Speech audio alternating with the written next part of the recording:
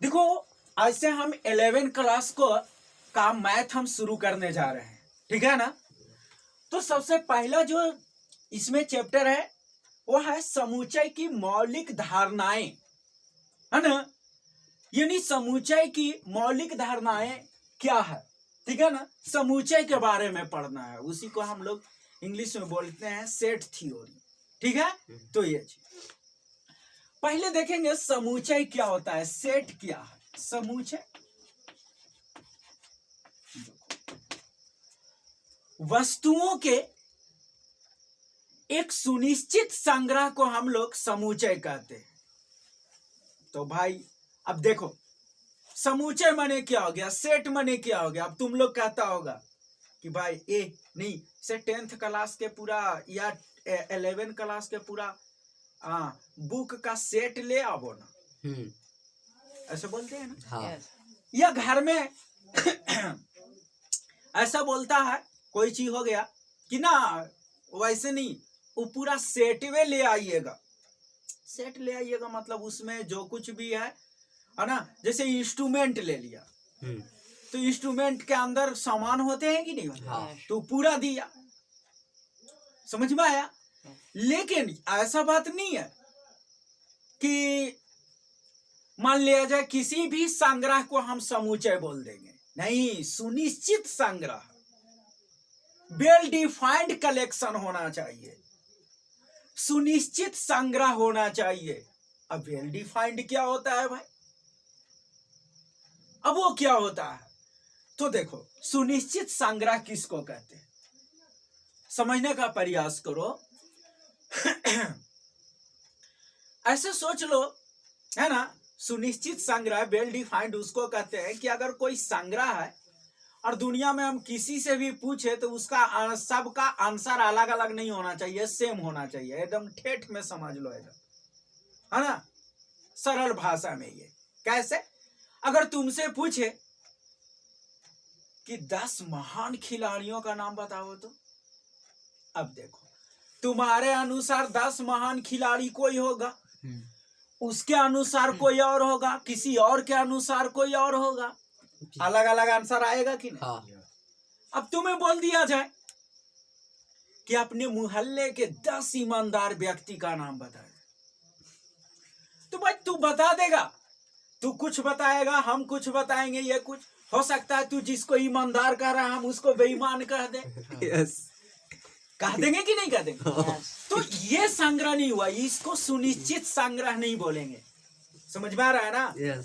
हाँ, लेकिन अगर हम बोल दे कि, है ना, जो है भावेल का संग्रह, है ना, स्वर वर्णों की संख्या, मतलब, है ना, भावेल समझ रहा है ना। हाँ। जो भावेल वर्ण है ना, या भावेल लेटर है, उसकी संग्रह, तो दुनिया में किसी के पास जाएगा वो 5 ही बताएगा। हाँ। क्या बताएगा, तो ए आई ओ और यू। अभी देखो, तो इसको, और जब भी इसको बंद किया जाता है ना, तो यही इसी मंझली कोष्ठ से बंद किया जाता है। कोई और बड़ा वाला नहीं चलेगा, ये वाला नहीं चलेगा, ये वाला नहीं चलेगा। जब भी चलेगा तो ये वाला चलेगा। ये भी समझ लो, जब भी सेट को निरूपित किया जाता है ना, तो उसको जो क्लोज किया जाता है, उसको जो घेरा जाता है, उसको जो अंदर किया जाता है, वो देखो मंझली कोष्ठ से किया जाता है। मंझली कोष्टक दिख रहा है ना। हाँ। इस कोष्टक से किया जाता है, कर्ली ब्रैकेट से किया जाता है। समझ में आ गया। और इसको जो डिनोट करते हैं, इसका नाम देते हैं, वो कैपिटल कुछ भी होना चाहिए, बड़ा सा ए होना चाहिए, या बड़ा बी होना चाहिए, बड़ा एक्स होना चाहिए, बड़ा वाई होना चाहिए, यानी कैपिटल लेटर से ही सूचित करते हैं। जैसे हमने ऐसे कर दिए। अब ये एक क्या बन गया, समुच्चय। क्या बन गया, समुच्चय। तो समुच्चय समझ में आया कि वस्तुओं का सुनिश्चित संग्रह होना चाहिए, अनिश्चित नहीं। अभी अनिश्चित के बारे में बताएं कि अपने मोहल्ले के 5 ईमानदार व्यक्तियों का नाम बताएं। अब भाई आप जिस व्यक्ति को नाम ले रहे हैं, आप ईमानदार कह रहे हैं, हम उसको कह रहे हैं ना मेरे साथ तो ठगाई किया है, वो ठीक नहीं है। तो लो, कहाँ हो रहा है, मेरे अनुसार आंसर कुछ हो रहा है, तुम्हारे अनुसार आंसर कुछ हो रहा है। ऐसे नहीं होना चाहिए। ठीक है ना? यस। हाँ, ये चीज और सुन लो तो ये, लेकिन अगर इसको किसी से भी पूछेंगे तो यही 5 का नाम बताएगा ना, है ना? अगर हम बोल दिया जाए प्राकृतिक है ना, ये लगातार 5 प्राकृतिक संख्याओं का समुच्चय, लगातार 5 प्राकृतिक संख्याओं का समुच्चय किसी से भी पूछेगा तो यही बोलेगा 1 2 3 4 5। तो इसको बोलते हैं सुनिश्चित संग्रह। क्या बोलते हैं? सुनिश्चित संग्रह। सुनिश्चित संग्रह। ये हो गया, यस। समुच्चय हो गया। लेकिन पूछ दिया जाए कि 5 अच्छे किताबों की संग्रह, कौन 5 अच्छे किताब है? हो सकता है तू कुछ बोलेगा, हम कुछ बोलेंगे, वो कुछ बोलेगा, तो ये सब नहीं होता। नहीं, ये ना 5 ईमानदार व्यक्तियों का नाम, 10 महान खिलाड़ियों का नाम, है ना, 10 अमीर व्यक्तियों का नाम। तो कौन सा, उसका कोई स्टैंडर्ड नहीं ना है कि वहां से तू उसको अमीर बना रहे हो, वहां से नीचे वाले को गरीब बना रहे हो। होगा ऐसा? नहीं। तो शायद समझ में आ गया होगा। यस। आया समझ में? हाँ। तो ये हो गया हम लोगों का, इसको समुच्चय कहते हैं, यानी वस्तुओं के सुनिश्चित संग्रह को ही हम लोग समुच्चय कहते हैं। इतनी बात समझ में आ गया? यस। ठीक है, तो है ना? देखो, तो ये हो गया समुच्चय। अब इसको क्या करना है, हम लोगों को समुच्चय और उसके अवयवों का संकेतन पढ़ते हैं, उसको निरूपित कैसे किया जाता है। तो अभी तो हमने बताए, निरूपित जब भी किया जाता है उस समुच्चय को तो बड़े लेटर से निरूपित किया जाता है। चाहे बड़ा ए दे दो, बड़ा बी दे दो, बड़ा एक्स दे दो, बड़ा वाई दे दो, कुछ भी दो, लेकिन बड़ा लेटर्स। ठीक है? अब यहां से देख लो, इतना कर दी। जैसे यही समुच्चय है, यहां पे देखो एक चीज रहेगा, जैसे लिखा हुआ है, देखो ये जो हुआ ना, जैसे कैसे हम लोग घर है, एक घर होता है, और उस घर में कई मेंबर्स होते हैं, कई सदस्य होते हैं। तो देख लो यहां से, ये 20 सेट है ना, 20 समुच्चय है ना, इस 20 समुच्चय का सदस्य कौन कौन हो गया? तो 1 2 3 4 5, ये 20 समुच्चय का क्या हो गया? ये सदस्य हो गया। समझ में आया? हाँ, ये जो है 20 समुच्चय का, ये सब क्या है? प्रत्येक सदस्य है, और पूरा मिलाने के बाद ये क्या बन गया? समुच्चय बन गया। ऐसे हम लिख सकते हैं। सुनो, ये एक जो है ना, ये जो है देखो, O1 बिलोंग्स टू बी लिख रहे हैं, है ना, यानी एक बिलोंग्स टू, इसको पढ़ते हैं। ठीक है ना? इसका अर्थ यह हो गया कि एक जो है बी का सदस्य है, एक जो है बी का सदस्य है। फिर उसी प्रकार से हम लिख देंगे, तो 2 भी है, सो क्या है? बी का सदस्य है। ऐसे इसका मतलब हो गया क्या कि देखो, एक जो है बी का सदस्य है, 2 जो है बी का सदस्य है, 3 जो है वो भी बी का सदस्य है, 4 जो है बी का सदस्य है, और 5 भी है, वो क्या है? बी का सदस्य है। ठीक है? लेकिन अगर हम लिख दें यहाँ से 6, तो 6 बी का सदस्य है इसमें 6 नहीं है, तो इसको ऐसे काट देंगे। इसका मतलब जो है 6 जो है बी का सदस्य नहीं है। इसको हम लोग पढ़ेंगे, 6 does not belongs to be. इसका मतलब हो गया कि 6 जो है बी का सदस्य नहीं है। समझ में आ गया? तो इसको ऐसे निरूपित किया जाता है।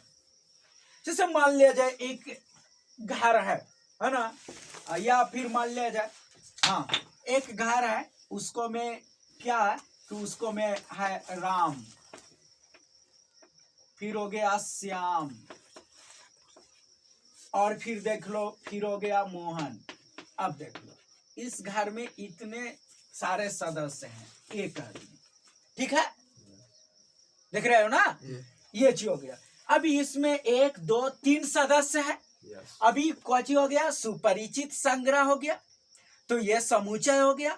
तो इसको हम लोग बोलेंगे यहाँ से क्या कि राम जो है वो क्या हो गया, ए का सदस्य है कि नहीं इसके घर में। लेकिन बोल देंगे यहाँ से कि श्याम, तो श्याम जो हो गया ये भी काची हो गया, ए का सदस्य। मोहन, तो ये भी जो हो गया वो काची हो गया, ए का सदस्य। लेकिन अगर बोल देंगे सीता, तो बताओ ये है इसमें नहीं है, तो इसको हम लोग ऐसे सूचित कर देंगे इस प्रकार से। तो समझ में आ गया यह चीज कि ऐसे हम लोगों को है ना क्या किया जाता है, निरूपित किया जाता है। समझ में आया, ठीक है। अब पढ़ेंगे समुच्चय का प्रदर्शन, रिप्रेजेंटेशन ऑफ सेट कैसे करेंगे, उसको रिप्रेजेंट कैसे करेंगे। तो देखो उसको दो रूप में रिप्रेजेंट किया जाता है।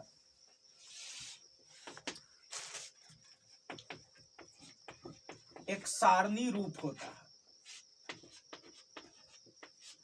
और दूसरा एक होता है उसका नाम है गुण प्रकटीकरण। ठीक है ना, काची नाम है गुण प्रकटीकरण। गुण प्रकटीकरण, गुण प्रकटीकरण ये चीज हो गई। यानी दो रूप में है, एक हो गया सारणी रूप और एक हो गया गुण प्रकटीकरण रूप, है ना। सारणी रूप माने इसको इंग्लिश में टेबुलर फॉर्म बोलते हैं या रोस्टर फॉर्म बोलते हैं, रोस्टर फॉर्म, ठीक है ना। और गुण प्रकटीकरण रूप को बोलते हैं सेट बिल्डर फॉर्म बोलते हैं। अब ये होता क्या, सुनो। सारणी रूप क्या है, समुच्चय को मेनली दो रूपों में हम लोग क्या करते हैं, उसको दर्शाते हैं, लिखते हैं, ठीक है। पहला रूप क्या हो गया, तो सारणी रूप हो गया, और दूसरा क्या हुआ, गुण प्रकटीकरण रूप। सारणी रूप में क्या होता है कि जब किसी भी समुच्चय के सदस्यों को कॉमा दे दे करके और मंझली कोष्ठ के अंदर लिख देते हैं, है ना, बंद कर देते हैं, तो उसको सारणी रूप कहते हैं। जैसे में अगर ऐसे लिखा हुआ है 1 2 3 4, फिर हमने लिख दिया यहां से A B C D, फिर हमने लिख दिए यहां से, है ना, राम श्याम मोहन, यो। तो ये जो लिखे ना, इस रूप को बोला जाता है सारणी रूप, कि एक एक सदस्य को कॉमा दे दे करके और मंझले कोष्ठ से क्या करते हैं, कोष्ठक से बंद कर देते हैं। ये हो गया सारणी रूप या टेबुलर फॉर्म, या उसी को हम लोग बोलते हैं एक और विधि रोस्टर फॉर्म, ठीक है। यस। दूसरा चीज है गुण प्रकटीकरण में क्या होता है कि ये सुनो, गुण प्रकटीकरण में क्या होता है कि इसके जो समुच्चय होता है, उस समुच्चय के एक सामान्य गुण को लिख दिया जाता है, ठीक है। उसको क्या किया जाता है, एक सामान्य गुण को लिख दिया जाता है ना। उसको हम लोग क्या कहते हैं, है ना, उसको हम लोग ये बोलते हैं गुण प्रकटीकरण। अब ऐसे कैसे लिखेंगे तो देख लो, जैसे मान लीजिए हमने लिख दिया यहाँ से ए ऐसे, तो लिखेंगे क्या इस प्रकार से कि x सच दैट x, है ना, x, या ऐसे लिख देते हैं लगातार, ऐसे लिख दिए यहां से लगातार 5 प्राकृत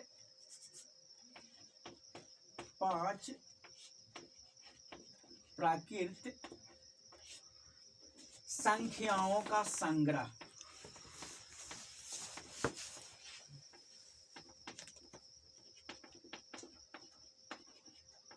अब ये समझ में आया, ये कुछ नहीं, हमने ऐसे ही लिख दिए सिर्फ इसका सामान्य गुण के रूप में कि लगातार 5, है ना, या प्रथम 5 प्राकृत, ऐसे कर दो, प्रथम लिख दो, ऐसे लिख दो, प्रथम 5 प्राकृतिक संख्याओं का संग्रह हो गया। ये समझ में आया?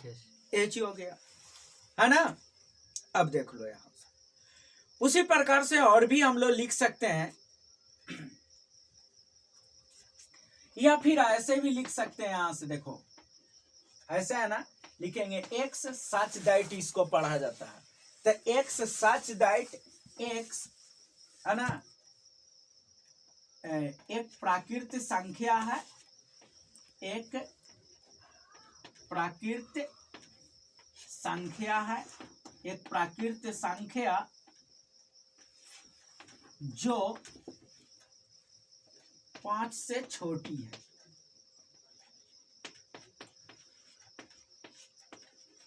पांच से छोटी है।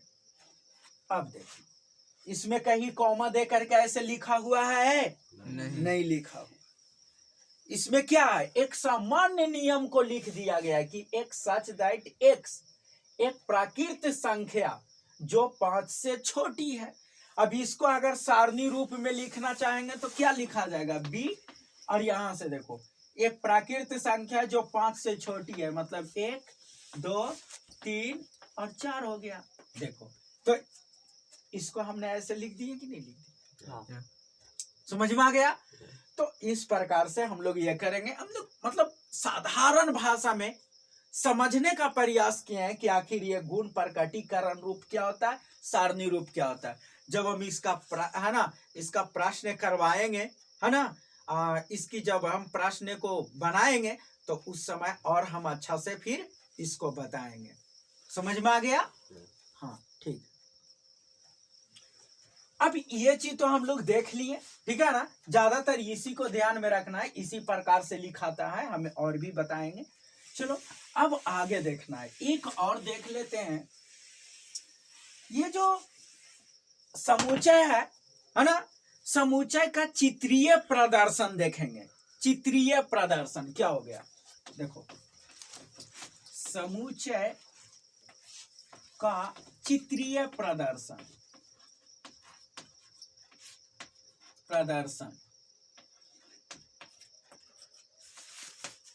ठीक है ना। ये हो गया। अब ये क्या होता है? जैसे मान लेते हैं कि यहाँ पे a बराबर दिया हुआ है 2 5 6 8 दे दिया। समझ में आया? तो ये जो दिया हुआ है उसको हम लोग चित्र के रूप में दिखा देते हैं। जैसे मान लिया जाए एक हमने वृत्त बना लिया, ठीक है, इसका नाम दे दिए ए। अब इसी के अंदर ये सारे जो सदस्य है उसको लिख देंगे। 2 लिख देंगे, 5 लिख देंगे, 6 लिख देंगे और 8 लिख दिए। तो ये जो हुआ वो काची हो गया? चित्रीय प्रदर्शन हो गया। काची हो गया? चित्रीय प्रदर्शन। इसको हम लोग 2 कह दिए, इसको हम लोग 5 कह दिए, इसको हम लोग 8 कह दिए। ऐसे दे भी सकते हो, नहीं तो ऐसे भी लिख सकते हैं। समझ में आया ना? यस। तो ये जो हो गया चित्रीय प्रदर्शन हो गया। तो यहां तक हम लोगों ने देखे, है ना। अब जो है जैसे मान लिया जाए और थोड़ा थोड़ा बता दें कि अगर प्राकृतिक संख्याओं के समुच्चय को निरूपित करना है तो n से हम लोग करते हैं, बड़ा n से। तो इसको हम लोग लिख देंगे 1 2 3 ऐसे करके ये इन्फिनाइट तक जाएगा, ठीक है। जैसे मतलब ये इस प्रकार से जो है ये कुछ कुछ प्रचलित समुच्चय है, ठीक है ना। ये n के लिए हो गया। अगर मान लिया जाए जैसे है ना पूर्णांकों का समुच्चय करना है तो पूर्णांकों का समुच्चय जैसे 0, है ना। देखो यहां से इस प्रकार से हो गया, है ना। ऐसे समझ लो 0 हो गया, 1 हो गया, 2 हो गया, 3 हो गया, इधर जाते रहेगा और इधर -1 हो गया, -2 हो गया और इधर भी डॉट डॉट जाते रहेगा, ठीक है ना। तो इधर भी अनंत, उधर भी। तो जेड से हम लोग पूर्णांकों के समुच्चय को क्या करते हैं? निरूपित करते हैं। समझ में आया? तो ऐसे कुछ कुछ होता है, वो देखते समय वह हम कर लेंगे, ठीक है ना। तो ये हो गया। अब कल जो हम लोग देखेंगे, है ना, वो क्या देखेंगे? एनसीईआरटी का पहला एक्सरसाइज करेंगे, पहला अभ्यास करेंगे, है ना। तो देखेंगे हम लोग। चलो आज इतना ही रहेगा।